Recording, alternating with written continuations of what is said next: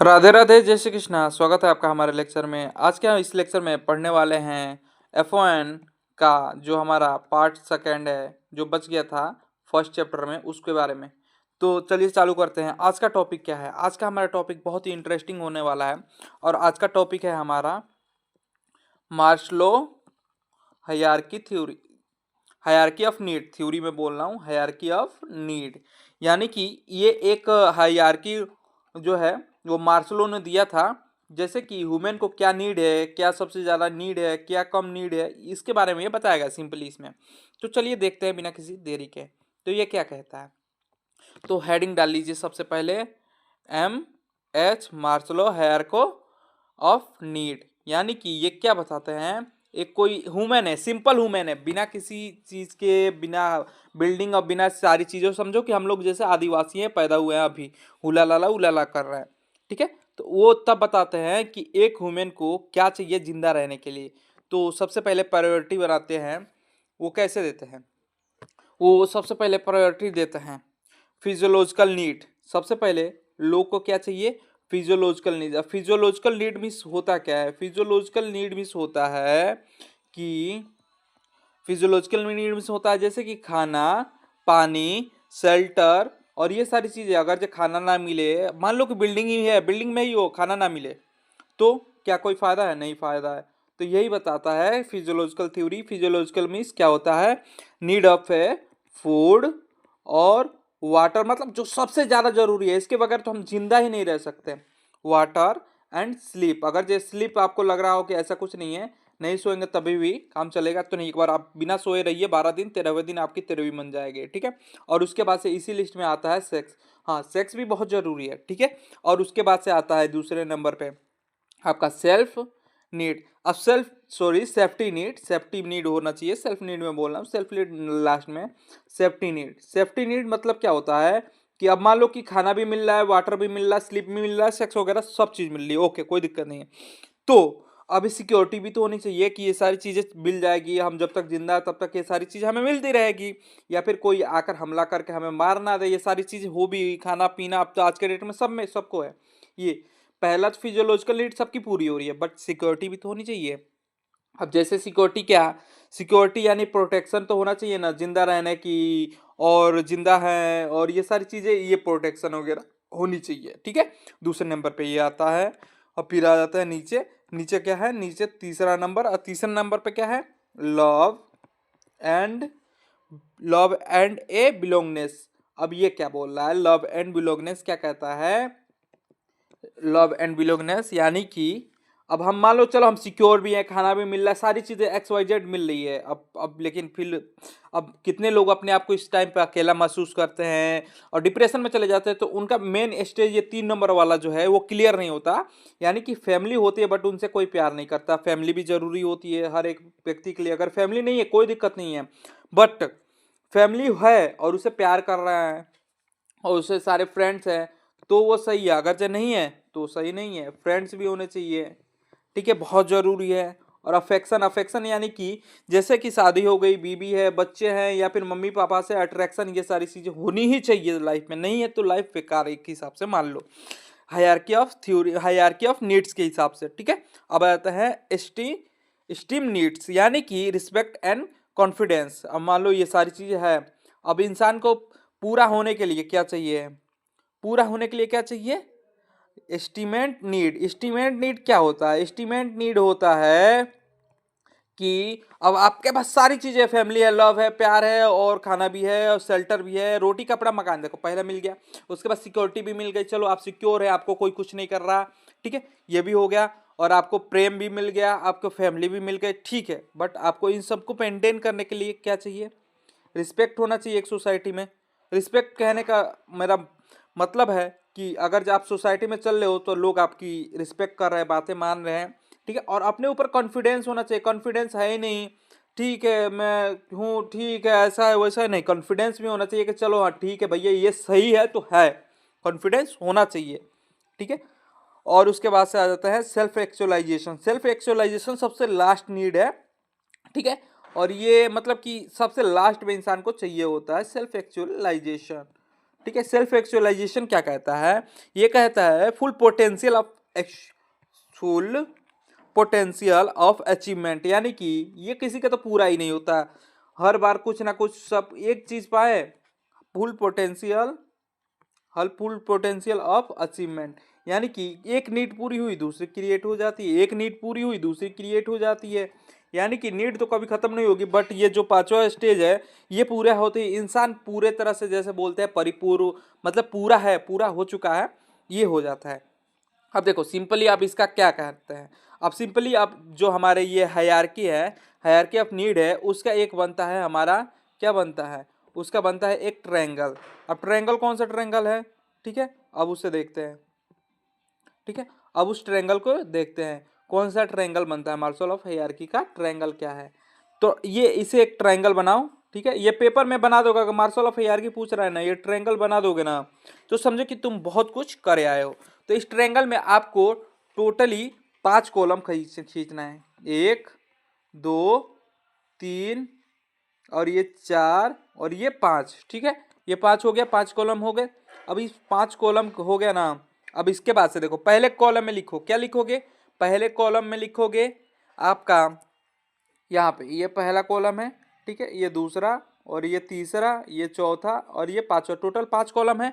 पहले कॉलम में क्या लिखोगे, पहले कॉलम में लिखोगे फिजियोलॉजिकल नीड, ठीक है, पहले कॉलम में लिख दो फिजियोलॉजिकल नीड, ठीक है, ये सबसे ज्यादा बेस है और ये जरूरी है, ठीक है, ये चाहिए ही चाहिए, ठीक है, फिजियोलॉजिकल नीड। उसके बाद से आ जाता है सेफ्टी, ठीक है, उसके बाद से आ जाता है सेफ्टी नीड, ठीक है, उसके बाद से सेफ्टी चाहिए, ठीक है, उसके बाद से क्या चाहिए, लव एंड बिलोंगनेस, ठीक है, लव एंड बिलोंगनेस, यानी कि लव और बिलोंगनेस भी चाहिए, ठीक।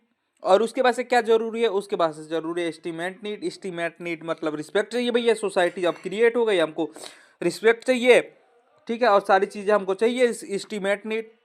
और सबसे लास्ट में आता है सेल्फ एक्चुअलाइजेशन, जिसको मैं बोला कभी पूरा नहीं होता है इंसानों के लिए, ठीक है, हरदम कुछ ना कुछ की कमी होती है, यानी कि नीचे से ऊपर जाओगे तो ये जो नीचे वाला है ये बहुत नेसेसरी है, चाहिए ही चाहिए और सबको मिलता ही मिलता है। Physiological need, safety and love and belongingness, ये तो चाहिए ही चाहिए। उसके बाद से ये 2 पे देखा जा सकता है, थोड़ी क्या की जा सकती है, थोड़ी कॉम्प्रोमाइजेशन की जाती है, ठीक है। अब आ जाते हैं इसके नेक्स्ट टॉपिक पे। अब नेक्स्ट टॉपिक क्या है इसका, नेक्स्ट टॉपिक है हेल्थ एंड, एक सेकेंड हेडिंग डालो, नेक्स्ट टॉपिक में हेडिंग क्या है आपका, क्या है, हेल्थ, ठीक है, हेल्थ इलनेस, ठीक है, हेल्थ एंड इलनेस कंटिन्यूअसम, ठीक है, हेल्थ एंड इलनेस जो है वो कंटिन्यू कैसे रहता है, ठीक है। अब इसको समझो, health and illness are a not fix point but is a continuous, ठीक है, कंटिन्यूम, ठीक है, कंटिन्यूम क्या होता है। अब इसका देखो क्या है, ये कहना क्या चाहता है, ये भाई साहब कहना क्या चाहते हो सीधे बताओ ना।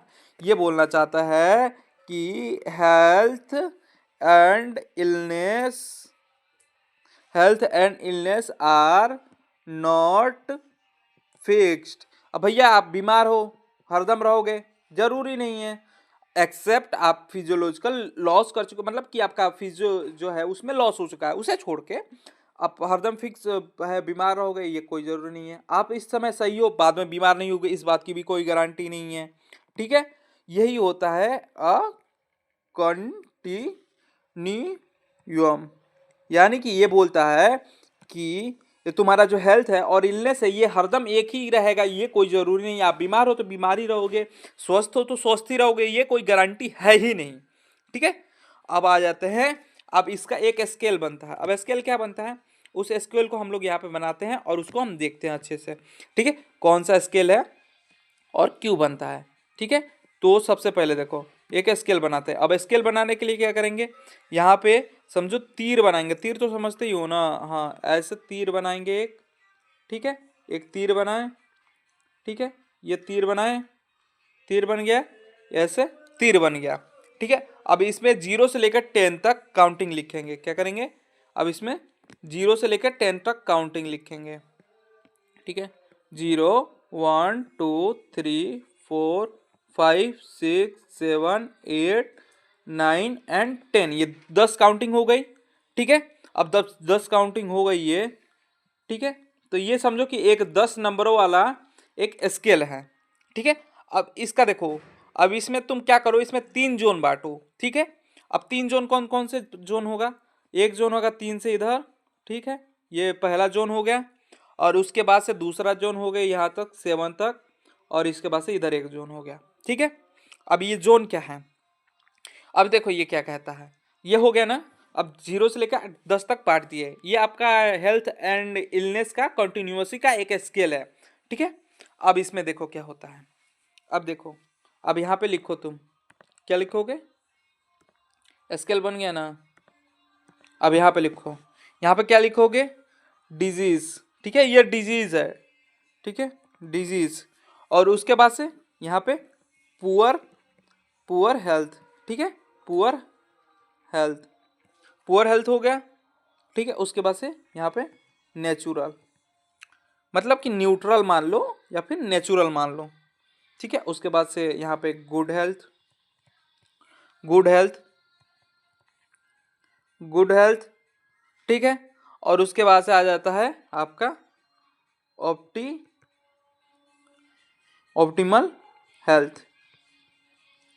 ठीक है, अब ये कहना क्या चाहता है, देखो ये स्केल बन गया ना, तो ये आपका 10 स्केल है। अगर जो कोई भी व्यक्ति है वो बीमार है, अब उसको देख के हम डिसाइड करेंगे वो कितना बीमार है। अगर बहुत ज़्यादा बीमार है ना, तो वो उसको हम 3 से इधर रखेंगे, ये डिजीज वाला कंडीशन है। और ये इधर है 3 से इधर 4 तक है, 4 तक है यहाँ तक, तो वो पुअर हेल्थ है, चलो ठीक है। और यहाँ से 5 से लेकर 7 के बीच में तो वो नेचुरल है, कोई दिक्कत नहीं है। और 7 के बाद से आता है गुड हेल्थ, ऑप्टिमाइज हेल्थ, यानी कि यहाँ पे 100% ओके है।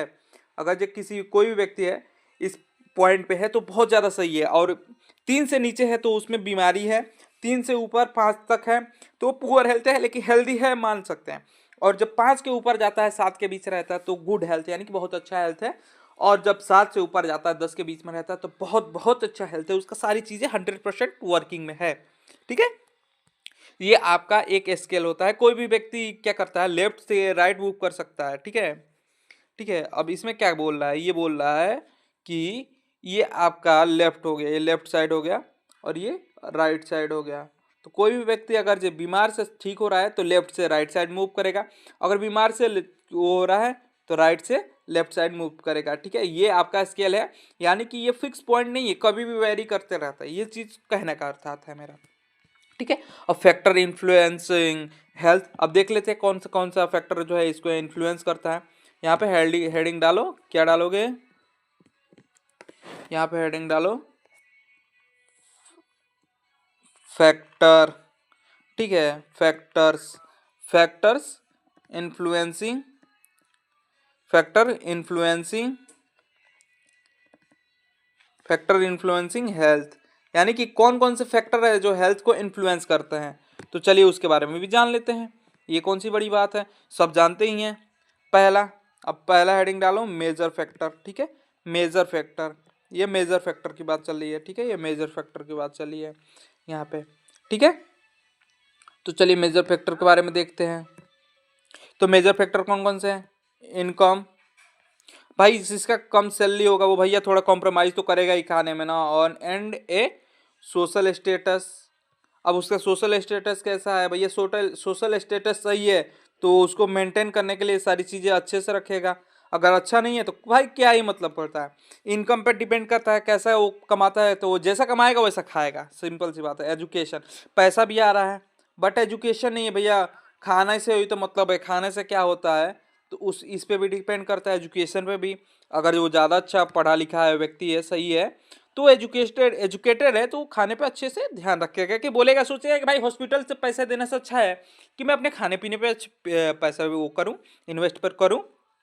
ठीक है, एम्प्लॉयमेंट, अब एम्प्लॉयमेंट का अर्थात ये है कि मान लो आप जो समझो कि आप कंप्यूटर के सामने बैठे हो तो आपको थोड़ा आई के हेल्थ पे ध्यान देना पड़ेगा, बट आप लेबर हो तो थोड़ा फिजिकल हेल्थ पे ध्यान देना पड़ेगा। तो ये एम्प्लॉयमेंट पे भी डिपेंड करता है। उसके बाद से आ जाता है फिजिकल इन्वायरमेंट। फिजिकल इन्वायरमेंट क्या होता है, फिजिकल इन्वायरमेंट ये होता है कि आप कहाँ पे रहते हो। ठीक है, गांव में रहते हो तो आपका तो ऐसे भी हेल्थ सही रहेगा, बट आप शहर में रहते हो तो आप कुछ भी कर लो, एयर क्वालिटी के तो हाल जानते हो इस टाइम पे। सोशल सपोर्ट, उसके बाद से आता है सोशल सपोर्ट। सोशल सपोर्ट यानी कि आपको सोसाइटी कैसे, किस नज़रिए से देखती है, किस हिसाब से सपोर्ट करती है, ये होता है आपका सोशल सपोर्ट। ठीक है, यहाँ पे सोशल सपोर्ट काम आता है। ठीक है, उसके बाद आता है health and child development. Health and child development, life style. ठीक है, हेल्थ एंड चाइल्ड डेवलपमेंट होता है कि जैसे बच्चे का पालन पोषण हो रहा है।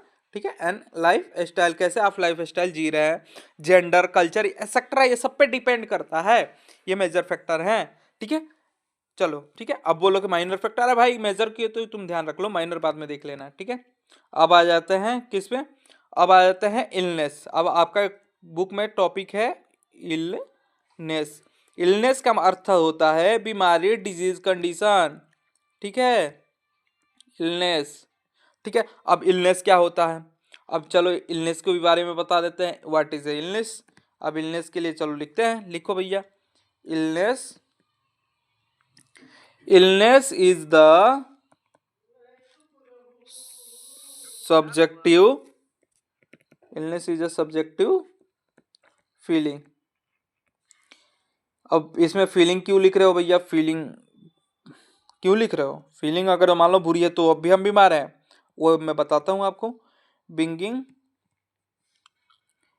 अनवेल, अब ये क्या बोल रहा है भैया, इंग्लिश में तो लिख दिया, कुछ पता नहीं चल रहा। Illness is the subjective feeling of wellness of illness, यानी समझो व्यक्ति खुद को बीमार महसूस करता है तो बीमार है, बीमारी हो या ना हो, फीलिंग इज इंपॉर्टेंट। यहां पॉइंट बना के लिख लो, फीलिंग इज इम्पोर्टेंट। यानी कि अगर कोई व्यक्ति बीमार हो या ना बीमार हो, उससे मतलब नहीं, अगर उसे फील हो रहा है कोई बीमार है तो बीमार है। ठीक है, इसमें कोई दुराय नहीं है। ठीक है, ये होता है बीमारी। Illness is the subjective feeling of belonging unwellness, unwell feel कर रहा है तो वो बीमार है। ठीक है, अब तो अब उसको आप डायग्नोस करके पता कराओ कौन सी बीमारी है कौन सी बीमारी नहीं है। अगर जब नहीं भी डायग्नोस में निकल रहा है फिर भी आप उसको मानोगे वो बीमार है। ठीक है, अब इसका कॉजिंग फैक्टर क्या क्या हो सकता है, यानी कि किस किस कारण से ऐसा चीजें हो सकती है, वो होता है कॉजिंग फैक्टर। तो आ जाइए लिख लेते हैं, देख लेते हैं इसके कॉजिंग फैक्टर। क्या, कॉजिंग फैक्टर यानी कि कॉज एंड रिस्क। रिस्क क्या है इसका, ठीक है, कॉज एंड रिस्क। अभी क्या, क्यों क्यों क्यों होता है भाई, सिंपल से मतलब है, बीमार हुए हैं क्यों हुए हैं ये बताओ हमको, हमें ये बताओ। तो फर्स्ट, फर्स्ट आपका है बिहेवियर भैया, बिहेवियरल, बिहेवियरल रिस्क, यानी कि आपका कैसा बिहेवियर है। अब बिहेवियर का कहने का अर्थ है मेरा, आप स्मोकिंग करते हो स्मोकिंग करते हो तो उसके कारण आप बीमार हो सकते हो। अल्कोहल पीते हो तो भी बीमार हो सकते हो। ठीक है, अल्कोहल पीते हो तो भी बीमार हो सकते हो। पुअर डाइट लेते हो, खाना समय पे नहीं खाते हो, कुछ भी खा लेते हो, काम चला लेते हो तो बीमार हो सकते हो, ये कॉज है। ठीक है, बिहेवियरल रिस्क है। ठीक है, और उसके बाद से आपका फिजिकल एक्टिविटी क्या है, बोलोगे फिजिकल एक्टिविटी से क्या मतलब है भैया, तो मैं फिर बोलूँगा एक ही लाइन कि आप 12 दिन तक बिना चले बिना फिरे एक ही बेड पर रहिए, सारी चीज़ें वहीं पर कीजिए, 13वें दिन आपकी 13वीं हो जाएगी बिना किसी के, यानी कि स्वाहा, हाँ स्वाहा हो जाएगा आपका।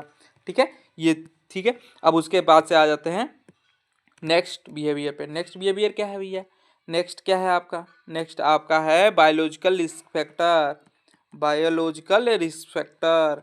ठीक है, बायोलॉजिकल, आपका बायोलॉजिकल रिस्क फैक्टर। अब ये कौन सा फैक्टर है भैया, हाई बीपी है, हाई बीपी है तो भी आप बीमार हो। ठीक है, और हाई कोलेस्ट्रॉल है, कोलेस्ट्रॉल क्या होता है, कोलेस्ट्रॉल आपके ब्लड में पाया जाता है, ये मान लो कि एक तरह का केमिकल या फिर फैट वगैरह उसी टाइप में होता है, ये आपके ब्लड में पाया जाता है, ये आपके आर्टरी वेंस वगैरह को ब्लॉक कर देता है, अगर ये है तो आप बीमार हो।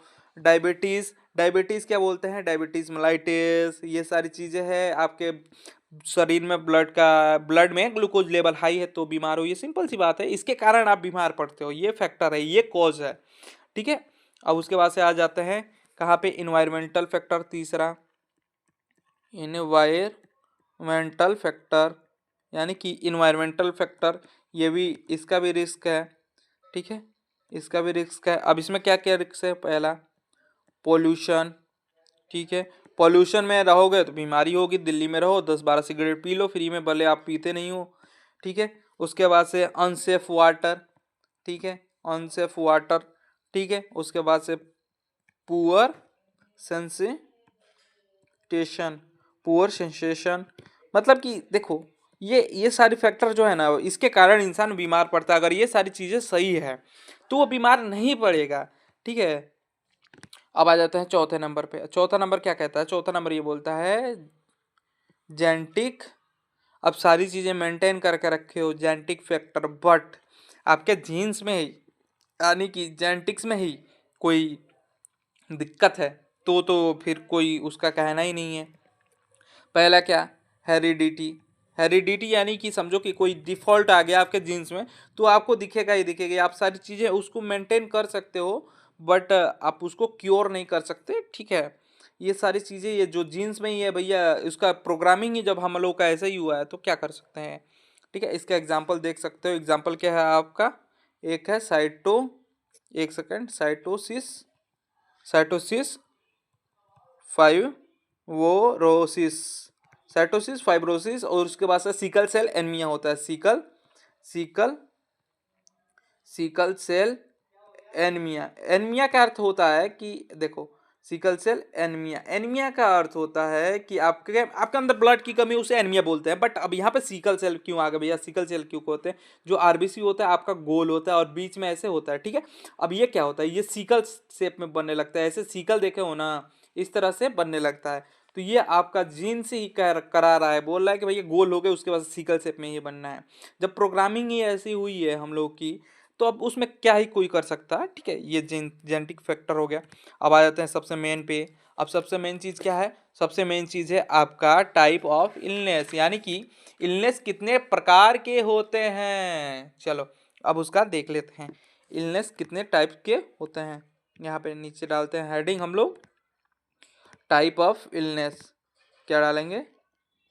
Type of illness, type of illness, यानी कि हम बीमार किस किस प्रकार से पड़ते हैं। ठीक है। कितने प्रकार की बीमारियां होती है, उस इसके कहने का अर्थ है। ठीक है। अब देखते हैं कितने प्रकार की बीमारी होती है प्रभु। तो देखो, जो इलनेस है ना, वो मेजर दो पार्ट में बटा हुआ है। कौन कौन से पार्ट? अब उसे हम देखते हैं। मेजर टू पार्ट्स में ये डिवाइडेड है, उसे हम देख लेते हैं कौन कौन से पार्ट में डिवाइडेड है। तो पहला हमारा आता है, पहला क्या आता है? पहला आता है एक्यूट इलनेस। एक्यूट इलनेस, यानी कि एक्यूट इलनेस क्या होता है ये भी बताता हूं। और दूसरा कौन सा इसका टाइप है? दूसरा है क्रोनिकल इलनेस। ठीक है। क्रोनिकल इलनेस क्या होता है ये भी बताता हूं मैं अभी। क्रोनिकल इलनेस, ठीक है। अब एक्यूट और क्रोनिकल क्या होता है? एक्यूट यानी कि समझो कि ये सडन हो जाएगा और ये शॉर्ट ड्यूरेशन होता है, यानी कि ये जीरो, ठीक है, ये 0 डे से 6 मंथ के अंदर होता भी है और खत्म भी हो जाता है। बट ये क्या होता है? ये 0 से लेके ये इन्फिनिटी लाइफ लॉन्ग भी रह सकता है। और ये मतलब कि आफ्टर 6 मंथ, 6 मंथ्स के बाद से ये आ जाता है एक्यूट में। ठीक है। 6 महीने के बाद से कभी तक रह सकता है, ठीक भी हो ना हो, ये कुछ इसका कोई कंफर्म नहीं है। अब देखो, अभी ये तुम्हारा दूसरा और ये पहला। अब आ जाते हैं, इसको अच्छे से पढ़ लेते हैं एक्यूट को और क्रोनिकल को। तो सबसे पहले हम पढ़ेंगे किसको? एक्यूट इलनेस को। ठीक है। एक्यूट इलनेस होता क्या है? तो सबसे पहले हम पढ़ेंगे एक्यूट इलनेस को। ठीक है। एक्यूट इलनेस, ठीक है। एक्यूट इलनेस ये क्या होता है? ये तुम्हारा जो है ना, सडन तबीयत खराब हो जाएगा, सडन बीमार पड़ जाओगे, सडन वन सेंट। ठीक है। आप सडन बीमार पड़ जाओगे।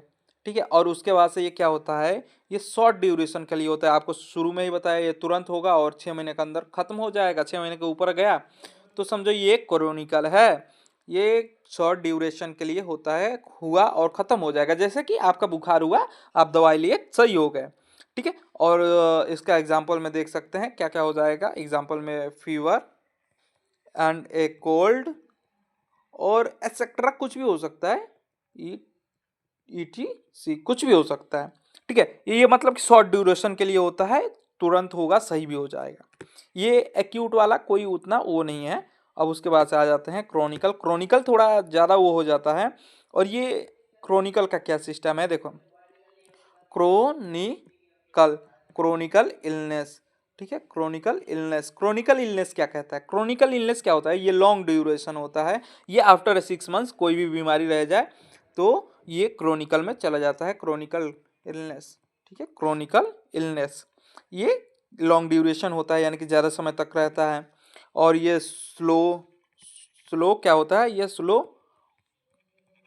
स्लो प्रोगेशन होता है, यानी कि धीरे धीरे काम करना चालू करता है और जब काम करने लगता है तो भैया गए, इंसान गया।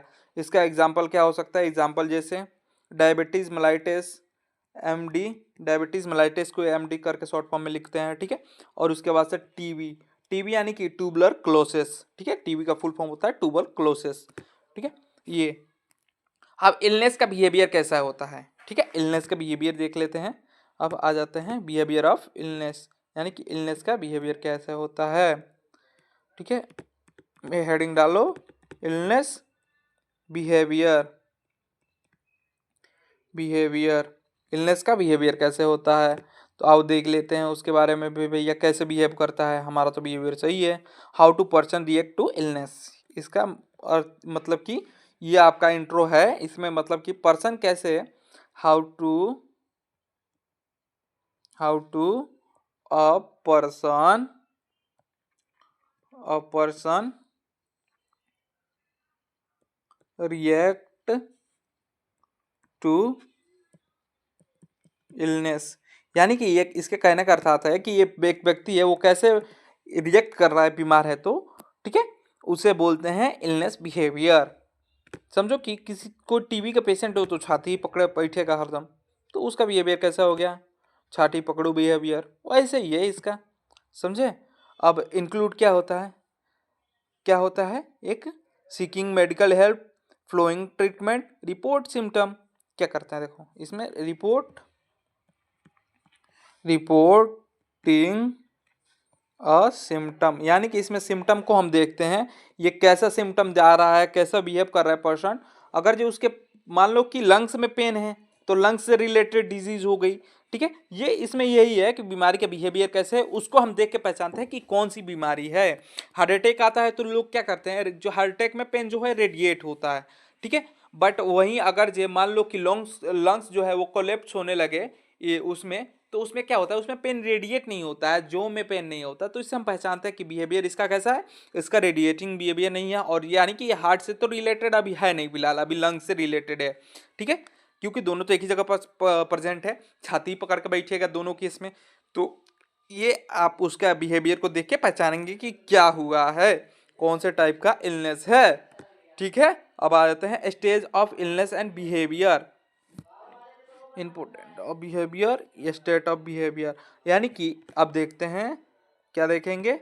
अब देखेंगे stage of illness and behaviour, यानी कि स्टेज कौन कौन से होते हैं और इलनेस का बिहेवियर कैसा होता है वो देखेंगे। चलो हेडिंग डाल लो, क्या डालेंगे?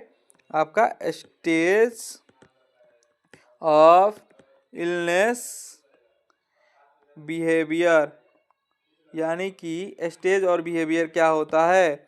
अब देखते हैं कौन कौन से स्टेज, यानी कि किस किस, मतलब कि स्टेज यानी कि कौन कौन से स्टेज से होता है। स्टेज तो समझते ही हो। पहला सिम्टम एक्सपीरियंस, पहला क्या है? पहला आपका सिम्टम एक्सपीरियंस, सिम्टम एक्सपीरियंस, यानी कि आपका सिम्टम आने लगेगा, सर्दी बुखार जुकाम ये सारी चीज़ें सबसे पहले सिम्टम ही आता है ना। अब आपका हार्ट अटैक से पहले तो डायरेक्ट यानी कि हार्ट अटैक हो जाएगा, उसमें लगेगा कि सांस फूल रही है, बीपी हाई जाने लगेगा वगैरह वगैरह। ठीक है, उसके बाद से आ जाता है अजम्पसम, अजम्पसम। ठीक है, अजम्पसम ऑफ ए सीकिंग रोल। ठीक है, सीकिंग, सीकिंग रोल यानी कि अजम्पसम होगा। ठीक है, उसके बाद से department patient role, medical care कौन, सॉरी मेडिकल केयर कंटेंट। ठीक है, उसके बाद से मेडिकल केयर का पार्ट आ जाएगा, मेडिकल केयर कंटेंट। ठीक है, और उसके बाद से आएगा डिपार्टमेंट ऑफ पेशेंट रोल। कौन सा डिपार्ट का है? हार्ट का है तो हार्ट कार्डियो डिपार्ट, और मान लो न्यूरॉन्स का है तो न्यूरो डिपार्ट, और किडनी का है तो नेप्रो डिपार्ट। ये सारे डिपार्टमेंट का पेशेंट, कौन से पेशेंट का कहाँ भेजना है ये अब देखेंगे, उसके बाद से हम करेंगे। ठीक है, और उसके बाद से आ जाता है रिकवरी या रिहेबिलेशन। रिकवरी यानी कि धीरे धीरे ठीक हो रहा, और रिहेबिलेशन पूरी तरह से ठीक होकर चला गया। ठीक है, रिहाइविलेशन, यानी कि पूरी तरीके से ठीक होके चला गया वो। ठीक है, ये ठीक है। अब आ जाते हैं नीचे। ठीक है, अब आ जाते हैं नीचे। अब important of illness, patient behaviour change, body image, role change, ये फैमिली इमोशनल स्ट्रेस, ये सारी चीजें होती है। अब आपका पहला चैप्टर हो गया खत्म, द एंड, यहीं पे हो जाता है इसका एंड। थैंक यू देखने के लिए, तब तक के लिए राधे राधे, जय श्री कृष्ण।